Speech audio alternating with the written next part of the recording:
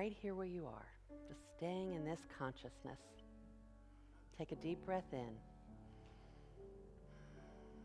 Release. Perhaps close or lower your eyes. Breathe.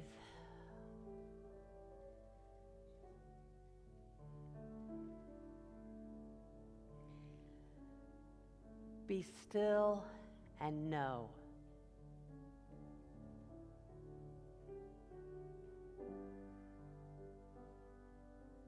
Be still and know.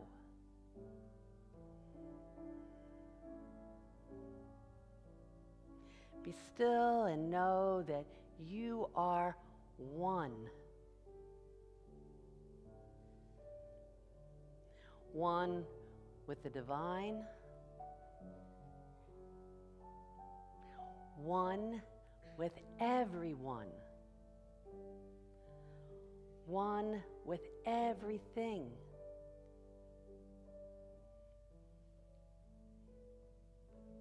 Be still and know.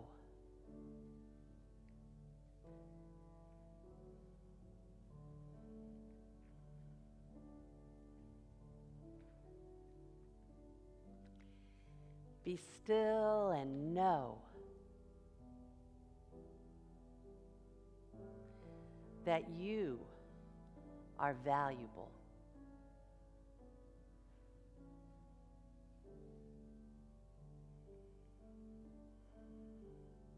Be still and know that you are worthy.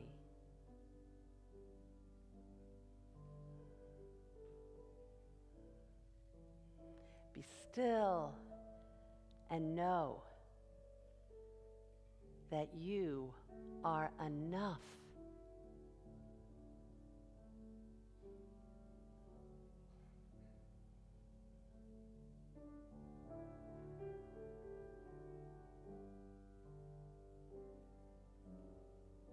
Be still and know that your life has purpose.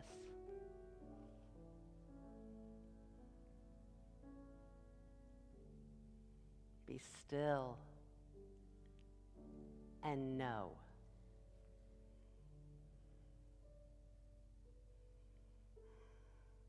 Take another deep breath in. Release. Gently open your eyes and come back. Come back.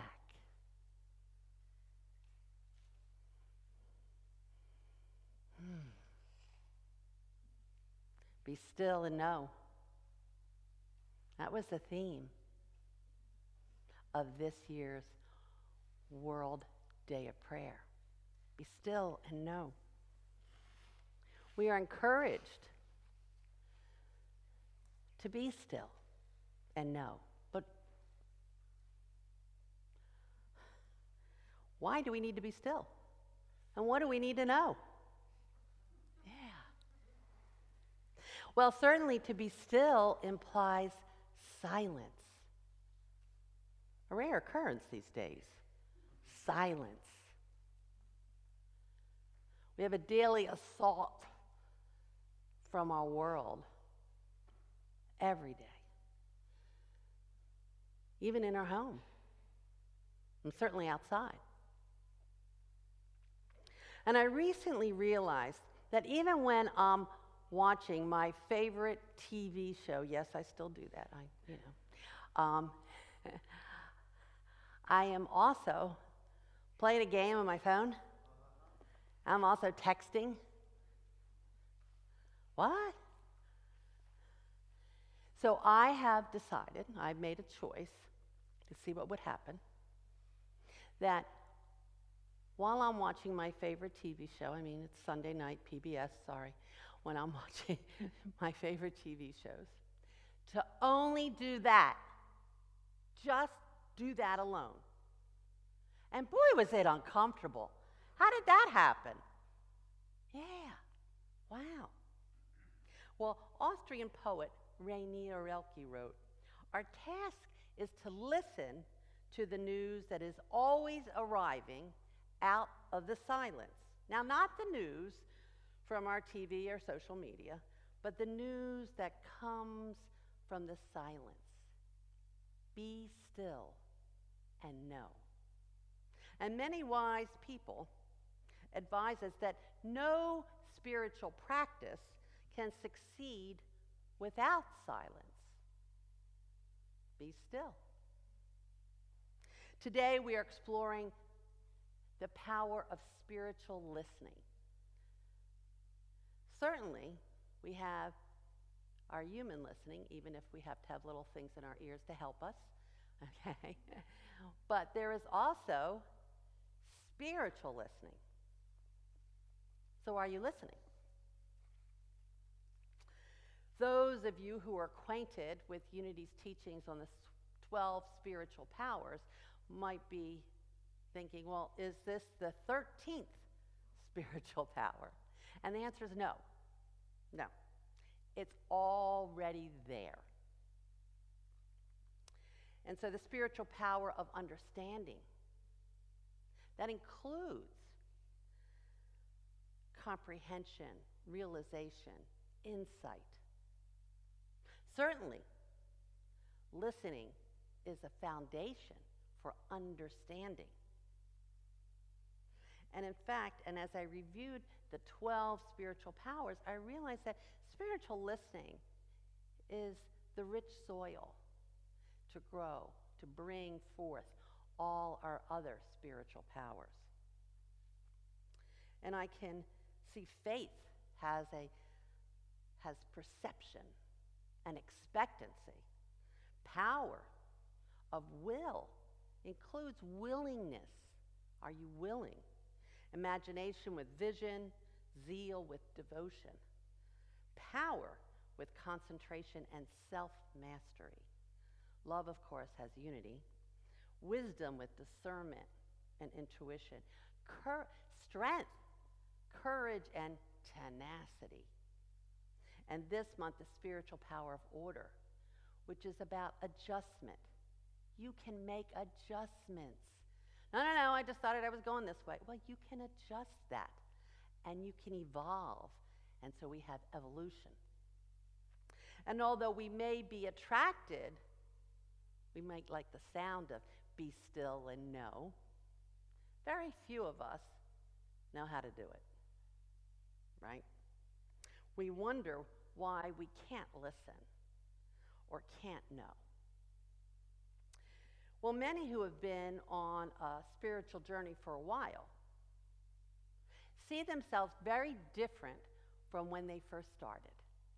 They first started as somebody very scared, very timid, maybe even seeing themselves as a victim. And then over the years, they have grown.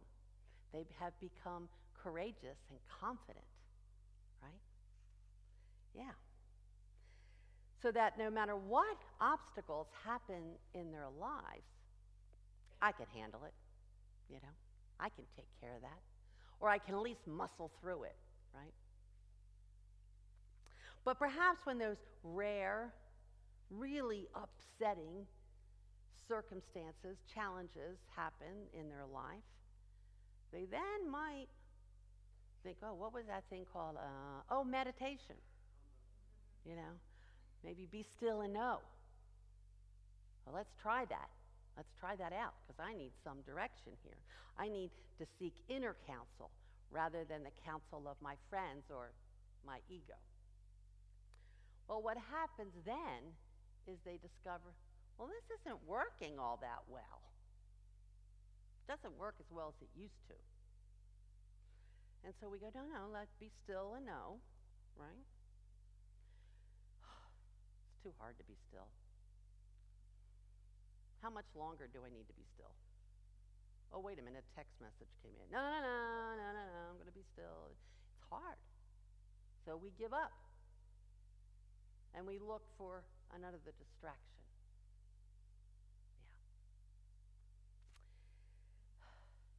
We forget how to listen spiritually. And then we convince ourselves that it doesn't work anymore. Because anyhow, we know how to do it. We know how to solve that problem. Maybe. So let me ask you this. Did you ever have a friend, or maybe you have one now, who would call you up and say, I've got this problem I don't really know how to handle, but I'm thinking of doing this. What do you think? You go, oh, all right.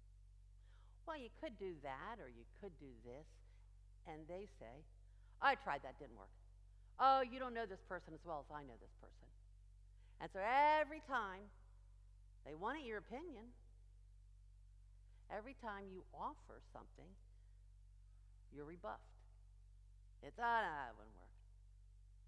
And finally you start to realize they just want you to agree with them.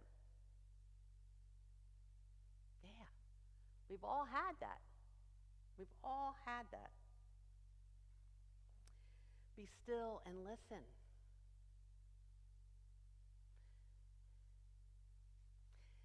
It's ancient wisdom involved in silence. But what are we listening for? Are we listening just for agreement with our plans?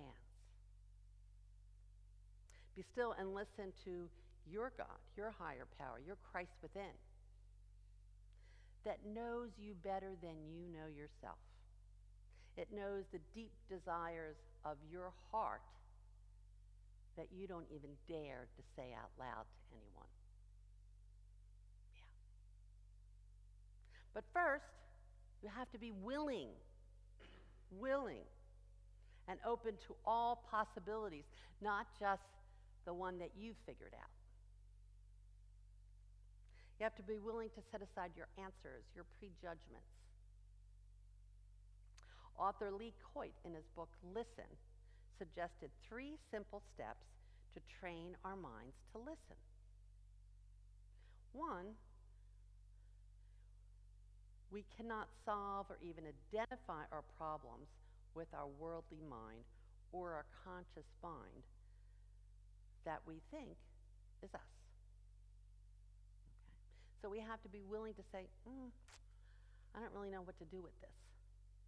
It's a tough one, especially for those of us who have been on this journey for a while, especially those of us who are well educated, especially those who value their logic. Yeah. 2, we must believe that we do have this inner power that wants us to listen and be guided by our inner divine voice as opposed to our ego, our mind. And 3, here's the tough part. We got to do it. We have to do it. Be still and listen. We pause, we breathe, we go within. We need to be still and calm. Release any fear or worry. Hey, how about that faith recipe card we worked on? Yeah, maybe rely on that. We know that we're successful when we have a feeling of peace, of calm, and even of power coming over us. We might even have a sense of expectancy or assurance. I think, Kate, you said that once. I didn't know what was going on, but I just knew everything was going to be okay. Yeah. This sense of peace is not necessarily the goal, but it is the state of mind and heart needed so that we can be still and listen. Will we be told to do something or not do something? Perhaps. But more importantly, we will know that we are safe, that we are cared for, and at peace. See, we are always one with the one power and one presence. I think we might have said that earlier, right? And we become aware of this really aware, we may find that the so-called problem no longer exists as a foreboding problem, but maybe we'll see it for the blessing or the lesson that it truly is. We might just find that we can proceed in strength and courage, in confidence and in peace. We could take a step back and have faith that we are being guided to our highest and best. So the first step, of course, is be still and be willing. Willing. The spiritual power of will. It's our willingness to go within and to choose to listen. You know, it reminds me of my nephew when he was young. And he would get really, really angry. Angry at his shoes because he couldn't figure out how to tie his shoes. Right? He didn't know how to do it. So his shoes were to blame, of course. And I would say, would you like a tip? No, I do it myself.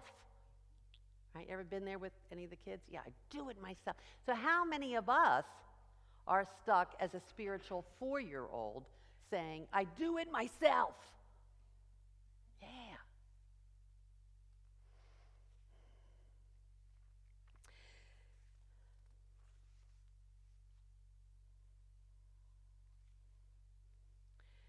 So we have to learn how to be still, how to be silent, how to give up that control and go within.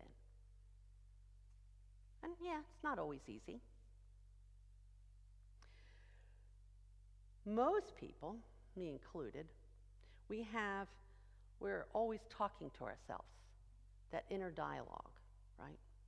And so some of us, well, is that voice God? Or is that just me? Here's the thing. That inner voice will never guide you to do anything that is not grounded in love. It will never encourage any feeling that is of fear or worry. Last week, we talked about that Beatles song, All You Need Is Love. Okay. And somebody came up to me afterwards and said, you know, I wanted to just scream out in the sanctuary that no, love isn't enough. You know, there's so much going on in the world just for me to be loving. Is that really going to solve anything? Yeah. Here's what I do know. That unless love is at the foundation of everything you do, everything you think, everything you act on, every word you say, there is no hope. Love does not breed hate.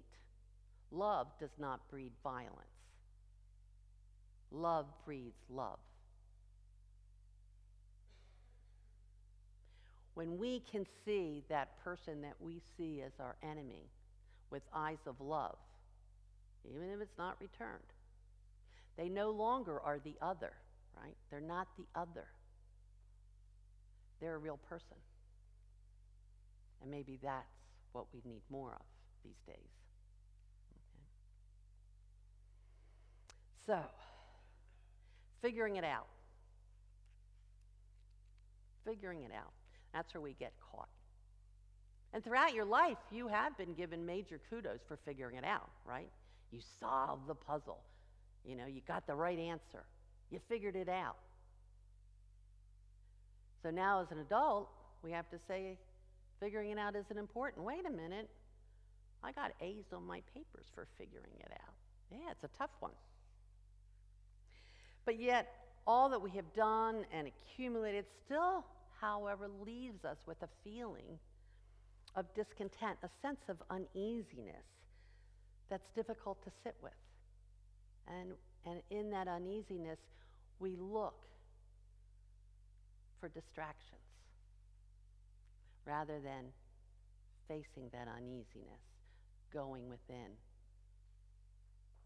being guided to our highest and best. You're on a spiritual journey.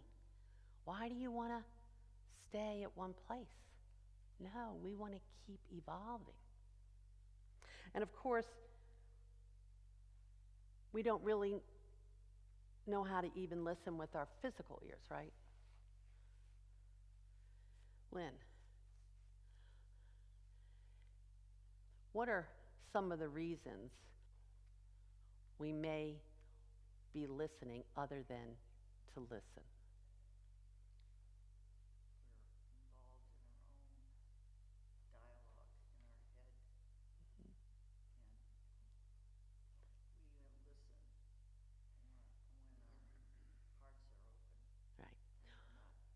Right. Right. We listen with our own agenda. We listen with closed hearts. Okay. Anyone else have another reason why we're not really listening? What? Outside, there's a distraction. You never go to a party, you're talking to someone, all of a sudden they're looking over your shoulder. Who else is here? Yeah. We listen to respond, to challenge,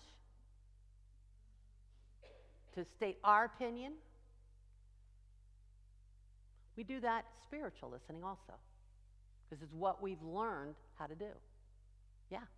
We listen and then change the story to be about ourselves. We listen and then we go, yeah, but hear about me, you know. Yeah, oh, I hear you have that problem. I had it too. Let me tell you all about it, and you're done, okay? So even when we go within with spiritual listening, are we really listening? And what happens when what we hear, what we feel, is not what we thought would be it? Yeah. So, we need to listen to that still small voice within us.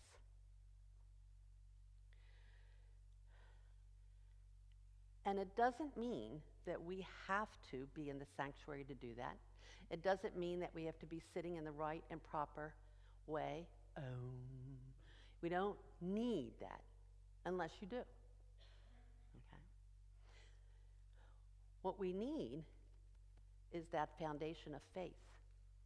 What did we write on our recipe card? Belief. We need to believe that we are one with the divine. We need to believe that within our very beingness is the divine. So let me tell you a story. I applied to go to seminary,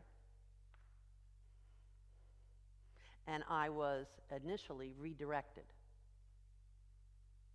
just on my application. Of course, had they met me, yeah, but so, and they told me they were come back later, not now, because I had just started a divorce process. Okay, and they, well, not quite true. What happened? I wanted to do seminary in a way that Deborah has been doing it, staying in her home, staying with her family and friends, and staying in her church, and that's how I wanted to do it. Okay, and it wasn't the same program that Deborah's doing. It was something else, and I wanted to do it that way. I didn't want to have to pack up everything and move to Missouri. I moved to Missouri for 3 years. Who would do that voluntarily? I didn't want to do that. So I applied to be admitted into seminary where I could stay in place. Okay, and once a year you'd go out to Unity Village, but I would stay in place. That seemed the best for me. But they came back and said, no, we don't want you to do that. You just started this divorce. We don't think your church really needs you. They have all these other people. And so apply later. I was so angry. I was furious. Just how dare they? And of course, at that point, I decided that life was happening to me, not through me or by me, but to me. And yeah, and then a night or two afterwards, I was out with a friend, my friend Ruth, and I was ranting. Do you believe what they said? Oh my God! And I am angry, angry, angry, angry, angry. And she listened to me for a while, and then she said, "Well, you know, Christine, you don't need to do this. This is something you can choose to do or not to do." And I sat there in silence for a while. Of course, she was right.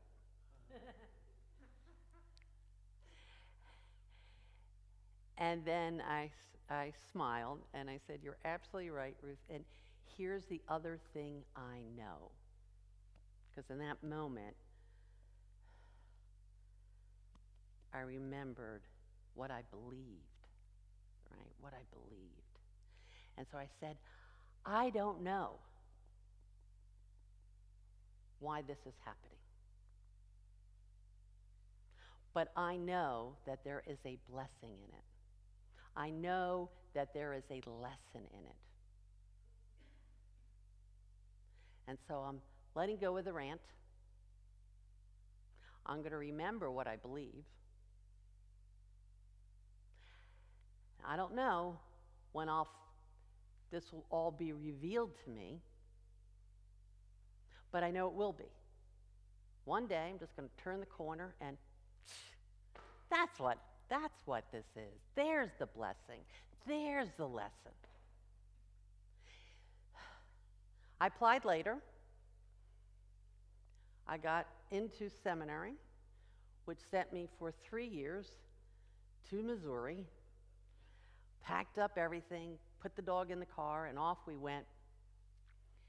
I was there for 2 months when all the students were brought together, and we were told that there was this big change coming, and that my class would be the last class that would be in seminary at Unity Village. Okay. That was not going to happen. And because of this big change, I could elect to do 3 years in Missouri, to do it in 2 years. Or I could hang around and do it in 5 years. Not a difficult choice. I did it in 2 years, which meant that when you all were looking for a minister, I was there. Had it been 3 years, I wouldn't have been available for you to hire me. So, lots of blessings, lots of lessons by willingness. Willingness. And of course, in that moment to Ruth, I could say that, but then what did I have to do? I had to strengthen that belief and spend time in the silence, to be still and know. Be still and know, and keep walking, but be still and know. Yeah.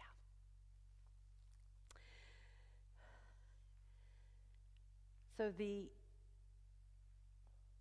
if we look at this wonderful theme that we have for World Day of Prayer, be still and know, and now we can stay, be still, listen, and know. You have to, what I really realize is you have to give up on the answer why. Why doesn't get you anywhere. Rather, what is the blessing here? What is the lesson here? Why is this happening to me is really a covert way of trying to control the whole thing. We are asking God to explain the insanity of the world we ourselves have created with our thoughts, or with our individual and collective thoughts and beliefs.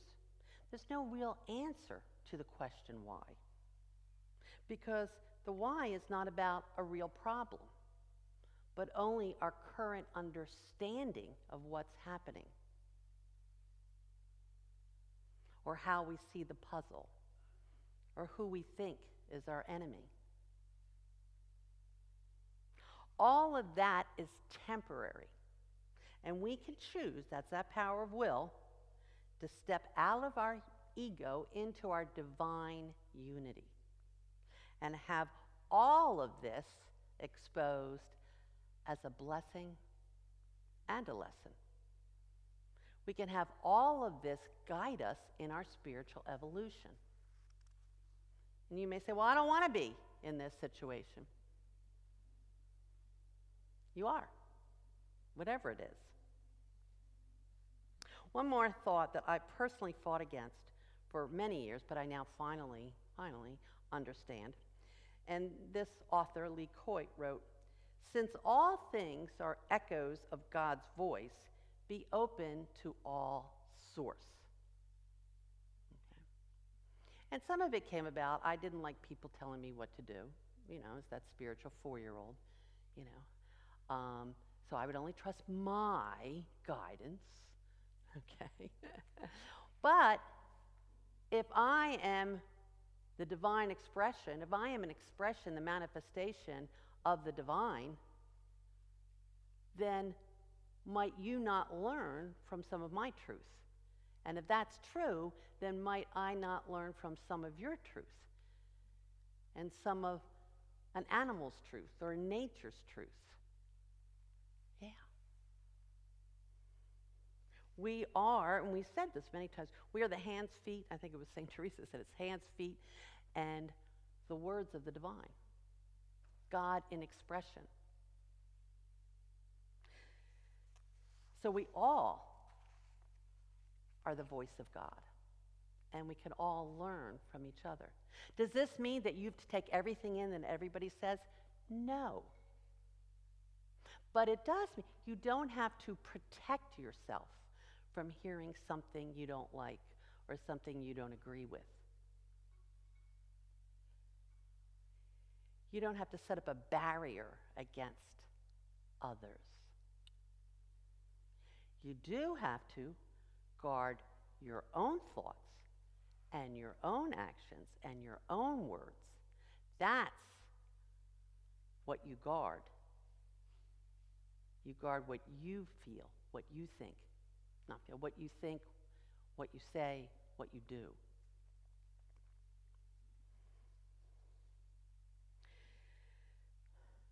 Be still, listen, and know. If our knowing is for the highest and best of all, then perhaps it is worthwhile to be still and listen and know.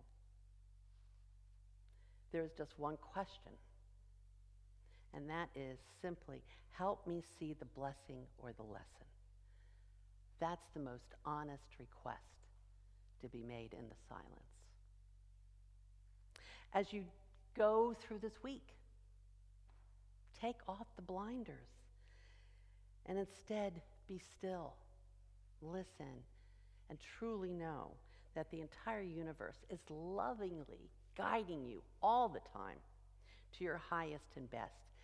And that is for the good of all concerned. This week, embrace that guidance, the love and the peace that you have desired throughout all your life. It's waiting there right for you. Have the courage and the faith to be still, to listen, to know. So the question this week is, are you listening? Namaste. All right.